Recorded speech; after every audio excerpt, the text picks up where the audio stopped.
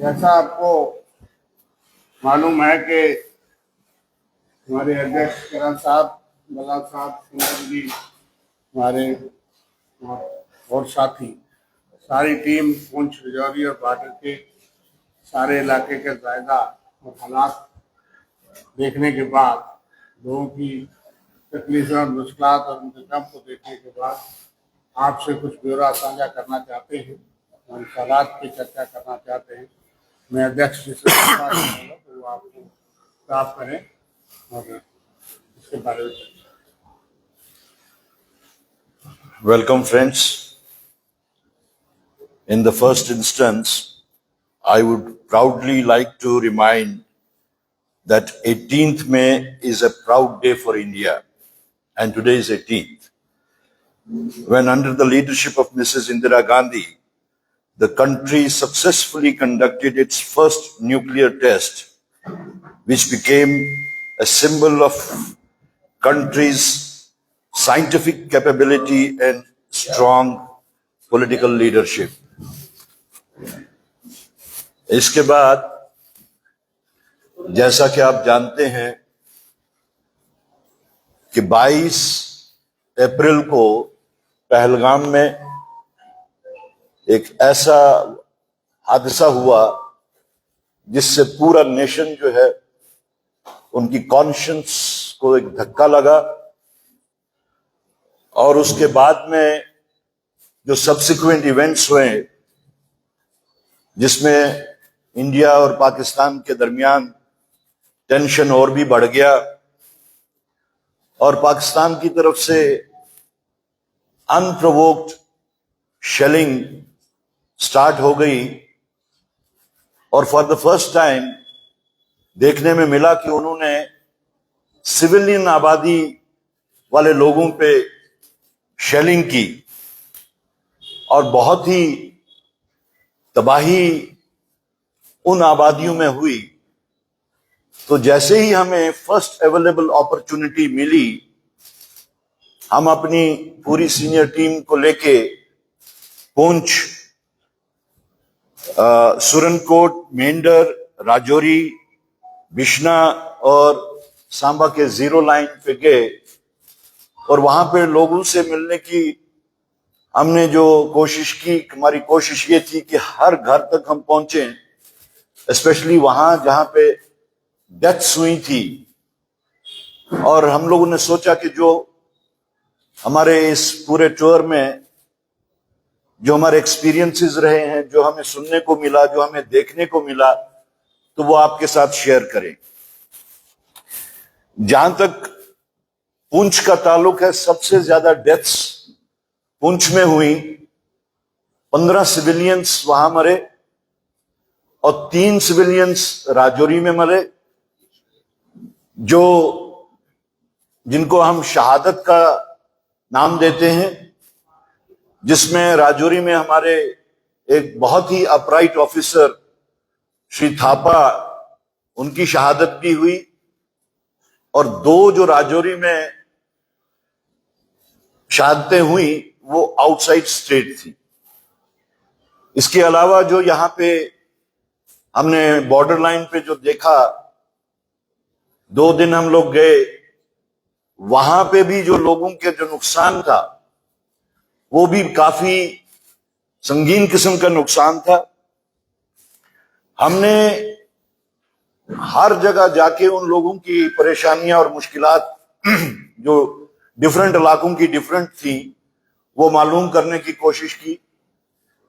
सब जगह पे एक चीज जो कॉमन थी, दैट वाज अबाउट बंकर्स, और उन बंकर्स को लेके कुछ नए तरीके की बातें सामने आई स्पेशली पुंछ राजौरी में, कि पहले वहां पे जीरो लाइन के साथ साथ में बंकर्स प्रोवाइड किया जाते थे, लेकिन इस शेलिंग से ये हुआ आपकी बात कि पूरा जिले का जिला ही जीरो लाइन में कन्वर्ट हो गया। ऐसा हमने खुद से देखा कि दूर दराज इलाकों तक भी शेलिंग हुई जीरो लाइन को छोड़ के।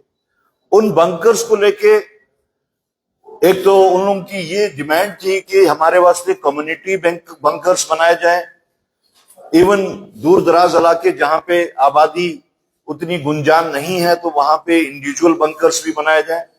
उसके साथ साथ जो उनकी सबसे बड़ी शिकायत थी वो ये थी कि जो पुराने बंकर्स जो बनाए गए थे वो लिवेबल नहीं है, वो यूजेबल नहीं है। उसमें पानी भी लीक होता है उसके अंदर, उसमें सांप और बिच्छू होते हैं। तो बल्कि उनकी डिमांड ये थी कि इसके खिलाफ, इन बंकर्स के कंस्ट्रक्शन के खिलाफ एक कमीशन बिठाया जाए और ये देखा जाए कि ये बंकर्स किस कंसिडरेशन के अगेंस्ट में बनाए गए थे। उनकी डिमांड ये है कि बजाय डिपार्टमेंटल इसको बनाने के, अगर वो पैसा इंडिविजुअल्स को दिया जाए या कम्युनिटी के जो वहां पे कमेटीज वगैरह होती हैं उनको दिया जाए तो शायद सक्सेसफुल रहेंगे ये। अदरवाइज टेंडरिंग में चले जाते हैं वो, तो टेंडरिंग का सिलसिला आपको पता है कि जो लोवेस्ट टेंडर होता है उसमें बाद में क्वालिटी का भी कंप्रोमाइज होता है। हमने पहलगाम से में जब ये इंसिडेंस हुआ तब से ही हमारी डिमांड है कि जितने भी लोग पहलगाम में शहादत पाए हैं उन सबको शहीदों का दर्जा दिया जाए। इसी तरह हमने इन वाक़ात में जितनी भी किलिंग्स हुई हैं बाय शेलिंग, हमारी डिमांड है कि उन सब लोगों को पुंछ, राजौरी, जम्मू, जहां कहीं पे भी कोई इस सिलसिले में डेथ हुई है तो उनको शहीदों का दर्जा दिया जाए। खासतौर से हमने मिस्टर थापा के लिए we will be taking up the case with the administration. LG साहब से भी रिक्वेस्ट करेंगे, हम चीफ मिनिस्टर साहब से भी रिक्वेस्ट करेंगे, हम रिटर्न उनको देंगे कि उनको हाईएस्ट गैलेंट्री अवार्ड दिया जाए। उसके साथ साथ हमने थापा जी के लिए राजौरी में ही एक जगह आइडेंटिफाई की है, एक चौक आइडेंटिफाई किया है जिसको हम चाहेंगे कि उसको, उस चौक को थापा चौक कहलाया जाए। और उसके वास्ते हमने अपने जो हमारे एमएलए राजौरी है उनको ऑलरेडी बता दिया है, हिदायत दे दी है कि वो उसको इनिशिएट करें वहां की लोकल एडमिनिस्ट्रेशन के साथ। जहां तक बंकर्स की बात हुई, लोगों की शिकायत ये थी कि जो पीछे वाले बंकर्स दिए गए थे वो पिक एंड चूज बेसिस पे दिए गए थे, जिसका कम्युनिटी एज ए होल उनका कोई उसको फायदा नहीं मिला।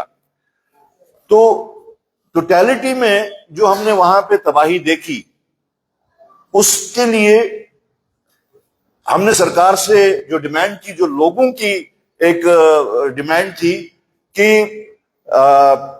रेवेन्यू डिपार्टमेंट का अपना एक सेट पैटर्न होता है, उनका अपने पैरामीटर्स होते हैं वो कैलकुलेट करने के लिए डैमेजेस, उसका या तो पार्शियल डैमेज कहते हैं या वो कंप्लीट डैमेज कहते हैं। तो हम लोग डिमांड करते हैं कि उसके वास्ते एक इंजीनियरिंग विंग भी इन्वॉल्व की जाए ताकि एक्चुअल डैमेज क्या है उसका ब्यौरा सामने आ सके। और कंप्लीट कंपनसेशन जब भी उनको बनाने का वो हो उसमें तो टाइम लगेगा, तो हमारी डिमांड है कि इन बिटवीन उसके लिए इंटरिम उनको रिलीफ दिया जाए ताकि वो उन अपने घरों को कम से कम लिवेबल बना सके। जो हमने देखा है, आई डोंट थिंक कि स्टेट गवर्नमेंट हो या जो स्टेट गवर्नमेंट की एजेंसीज हैं जो रिलीफ देती हैं, उससे आई डोंट थिंक कि वो लोग फिर से लिवेबल उनको बना पाएंगे। तो हमारी डिमांड है कि प्राइम मिनिस्टर्स पैकेज एक बनाया जाए इन सब लोगों के लिए, चाहे वो पुंछ हो, राजौरी हो या यहाँ जम्मू के जितने भी एरियाज हो। प्राइम मिनिस्टर शुड, इंक्लूडिंग उड़ी है, टंगडार है, कुपवाड़ा है, तो इस सारे बेल्ट के लिए एक प्राइम मिनिस्टर्स पैकेज दिया जाए जिससे वो लोग अपना रहने का वो फिर से लिवेबल बना सकें। हमने इस सारे बॉर्डर बेल्ट में देखा, पहले जिस तरह बॉर्डर बेल्ट की रिक्रूटमेंट होती थी बेल्ट फोर्सेस में, अब वो रिक्रूटमेंट नहीं है। दूसरी साइड से आर्मी का नंबर भी कम कर दिया गया वो अग्निवीर के जो इंट्रोडक्शन से। तो लोगों का मानना था कि जितनी आर्मी होनी चाहिए थी उतनी आर्मी ये अब की बार हमें दिखने को नहीं मिल रही है। तो हमारा डिमांड है सरकार से, गवर्नमेंट ऑफ इंडिया से, कि एक स्पेशल रिक्रूटमेंट इस बॉर्डर बेल्ट में की जाए for recruiting them into the belt forces. और साथ साथ में जो सेल्फ डिफेंस का एक सिस्टम चलता था पहले, अब वो सिस्टम भी एबॉलिश हो गया हुआ है। वहां पे लोगों का कहना था कि एक साइड से हम गोलेबारी से मरते हैं, दूसरी साइड से हमारे यहाँ पे मिलिटेंट्स का आवाजावी बहुत ज्यादा है, तो हम इधर की गोली से भी मरते हैं, उधर की गोली से भी मरते हैं। तो जो सिविल डिफेंस सिस्टम पहले लागू किया गया था, वो सिविल डिफेंस सिस्टम फिर से चालू किया जाना चाहिए। और इस सब में अगर हम पहलगाम से शुरू करें, अभी तक की हैपनिंग्स को हम देखें, तो सबसे बड़ी बात और सबसे पॉजिटिव बात और सबसे एक सिल्वर लाइनिंग जो सामने आई कि जो परपेट्रेटर्स थे, पहलगाम के परपेट्रेटर्स, जिनका मकसद था यहां पे जो ऑलरेडी डिवाइडेड सोसाइटी बीजेपी की पॉलिसीज की वजह से है, उसमें फर्दर खलीज पैदा करना। लेकिन जो सबसे बड़ी बात सामने आई, जो हिंदू मुस्लिम इतिहाद, हिंदू मुस्लिम सिख इतिहाद जो सामने आया, वो हमारे सोसाइटी में अभी भी एक सिल्वर लाइनिंग की तरह है। आपने देखा होगा, सुना होगा कि पहलगाम में भी किस तरीके से, पहलगाम कार्नेज पे किस तरीके से लोकल्स ने विदाउट एनी कॉल किस तरीके से उन्होंने बंद किया, किस तरीके से कंडेम किया पाकिस्तान की उस एक्टिविटी को। और वही चीज हमें यहां पुंछ राजौरी में भी देखने को मिली। अब की बार इस साइड जो जम्मू का बेल्ट है उधर भी देखने को मिली। सामने आपके एग्जाम्पल है कि वहां एक रिलीजियस स्कॉलर कारी अजीज, जो जिनका वहां पे जो मार्टियर हुए, उनको अगर हॉस्पिटल ले जाने वाले थे तो बीजेपी का एक फॉर्मर लेजिस्लेटर थे। हमें अगर एक साइड से उनकी पॉलिसीज से इख्तिलाफ है, but we should also appreciate कि जो उनका उस वक्त का जेस्चर था, उन्होंने ना बीजेपी वाला बन के, ना कांग्रेस का बन के, ना किसी का बन के, एक इंसानियत का जो उन्होंने सबूत दिया, we should and we appreciate that. तो ये भी एक सिल्वर लाइनिंग है कि बावजूद इसके कि लोग इसको फर्दर कम्युनलाइज करने की कोशिश कर रहे हैं, इस जंग को भी कम्युनलाइज करने की कोशिश कर रहे हैं, लेकिन वो कम्युनलाइज नहीं हुआ। We salute the people of Jammu and Kashmir for that. और इसी तरह हमने एक और जो वाक़ा देखा, वो इसी अपने जो रिलीजियस स्कॉलर, रिलीजियस टीचर जो थे, उनकी डेथ को कोशिश की गई कि वो लेबल किया जाए किसी और तरीके से, उनको लेबल किया गया कुछ चैनल्स ने। They should be very shameful on this thing कि इस चैनल्स ने लेबल करने की कोशिश की थी कि वो लश्कर तैयबा के कमांडर थे और मास्टरमाइंड थे पुलवामा के एपिसोड का। और इसमें जो भी लेबलिंग जिन भी चैनल्स ने की, दे शुड बी शेमफुल। बाद में उनको उनके उस क्लेम को, we should salute the administration there, police there, जिन्होंने उनकी उस कार्रवाई को, उस खलीज को रोकने के लिए एडमिनिस्ट्रेशन ने क्लियर किया, वहां की लोकल पुलिस ने क्लियर किया that he was not a terrorist, he was this religious scholar and a teacher. So ऐसी चीजें जो पॉजिटिविटी जिसमें दिखती है, वो भी हमें इस सारे नेगेटिव माहौल में वो पॉजिटिविटीज भी देखने को मिली।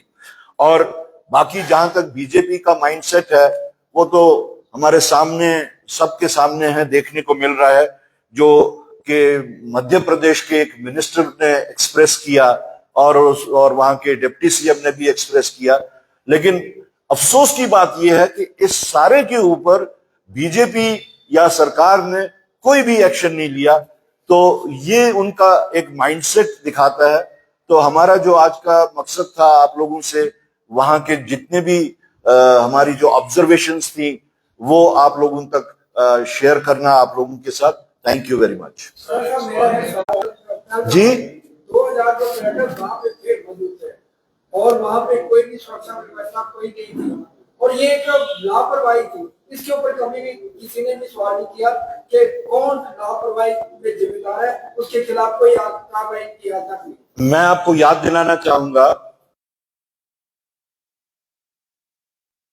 हुआ 2 बज के कुछ पे, तो शाम Rahul ji out of country United States में थे। उन्होंने मुझे वहां से टेलीफोन किया, कहा इस वक्त हमें इस मौके को पॉलिटिसाइज नहीं करना है, we have to be with the nation, और सरकार जितनी भी कार्रवाइयां in the interest of nation करेंगी हमें उसका सपोर्ट करना है। तो तब से आज तक जो भी कुछ हुआ हमने उस पर क्वेश्चंस रेज नहीं किए, but now we are compiling our questions, we are ready with the questions, we are going to raise those questions जो आप बात कर रहे हैं, वो भी उन क्वेश्चंस के अंदर भी क्वेश्चंस हैं। ये जो सारा हैपनिंग हुआ है इंडो पाक, हम वॉर ही कहेंगे, it was always a war, तो उसके बारे में भी क्वेश्चंस हैं। We are very soon raising these questions, maybe within a couple of days. परसों ही हमारी जो एक और यात्रा हम जिसको करना चाहते हैं, जय हिंद सभा एंड जय हिंद यात्रा, यहां पे हम आपको एक और बात बताना चाहें। एक साइड से हमारी लीडरशिप का ये है, चाहे खड़गे जी हो चाहे राहुल जी हो, कि इस सब को, इन एपिसोड्स को पॉलिटिसाइज नहीं करना है।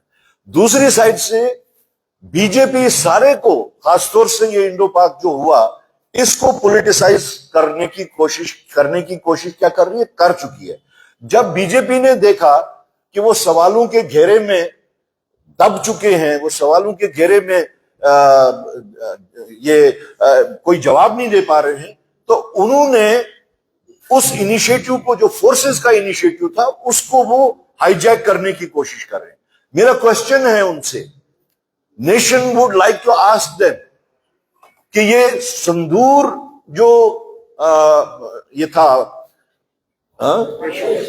जो ऑपरेशन, संदूर ऑपरेशन जो था, आया कि ये बीजेपी का था या फोर्सेस का था?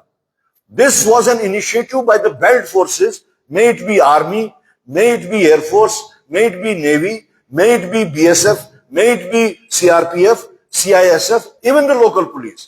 अब उस ऑपरेशन सिंदूर को आज अगर आप देखेंगे तो डिफरेंट स्टेट्स में, स्पेशली नॉर्थ इंडिया की स्टेट्स में, उन्होंने बीजेपी के तहत में ऑपरेशन सिंदूर का नाम लेके अब वो इस वक्त ये तिरंगा यात्रा कर रहे हैं, which is highly condemnable. This is a direct insult to the forces of our valor forces of India.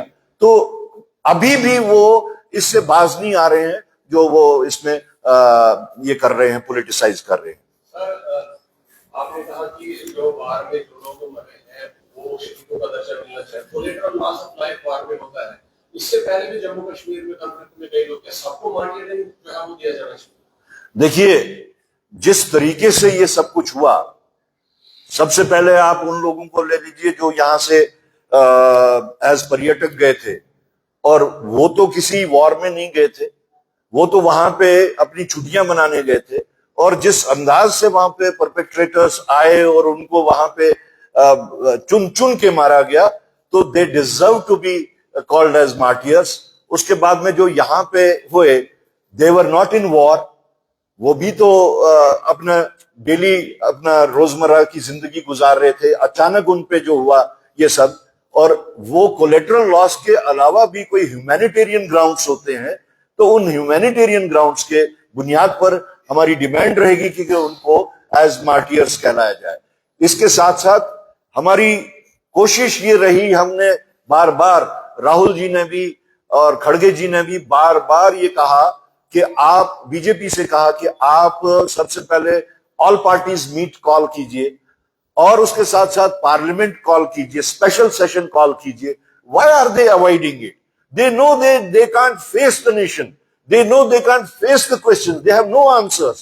तो आज भी हम इस ये अपना प्रेस कॉन्फ्रेंस के माध्यम से डिमांड करते हैं कि गवर्नमेंट को जल्द अज जल्द पार्लियामेंट का सेशन बुलाना चाहिए, बिकॉज 140 करोड़ लोग ये जानने का हक रखते हैं कि पहलगाम में क्या हुआ, किसकी गलती से हुआ, और ये सब जो है इस वक्त जो हम ये कहेंगे कि आज तक जितनी भी हमारी फॉरेन पॉलिसी थी, स्टेटेड फॉरेन पॉलिसी, उसके बरक्स हो रहा है, contrary to our stated foreign policy, which we would definitely talk about elaborately.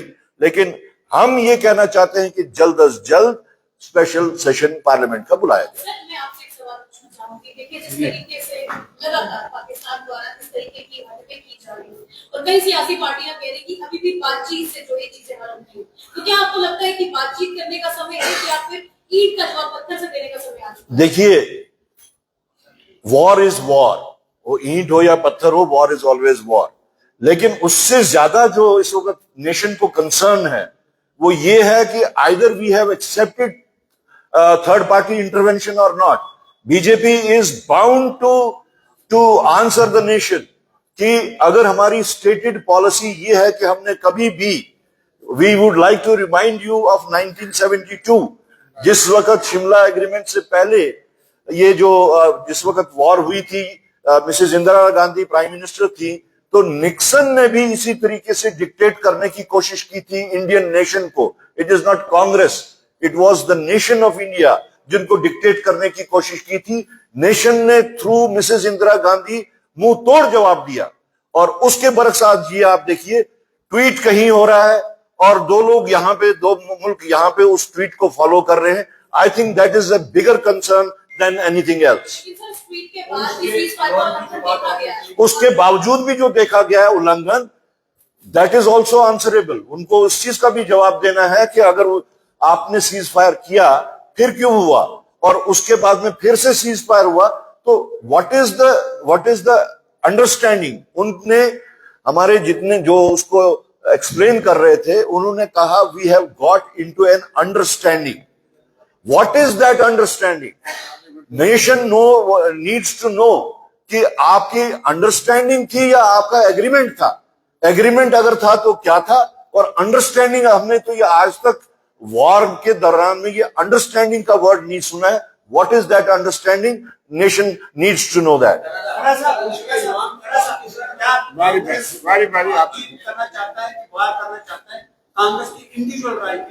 हमने बार बार ये कहा, इंडिविजुअल इस वक्त नहीं है, this is matter of nation.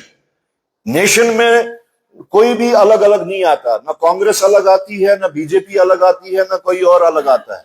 It is matter of nation. Nation को हम नेशन के साथ हैं और हमने बार बार ये कहा कि मौजूदा सरकार नेशन के इंटरेस्ट में जो भी कदम उठाएगी, कांग्रेस उस पार्टी उस एक्शन के साथ में है। अभी केंद्र सरकार ने जो लेजिस्लेशन जो भेजना है उसमें शशि थरूर जी का नाम शामिल कर दिया, इससे कांग्रेस में बड़ा भूचाल आया हुआ है। ऐसे में इसमें क्या कहना है? Shashi Tharoor, this is a matter which is related to the central leadership. इसका जवाब वही बेहतर जवाब दे सके।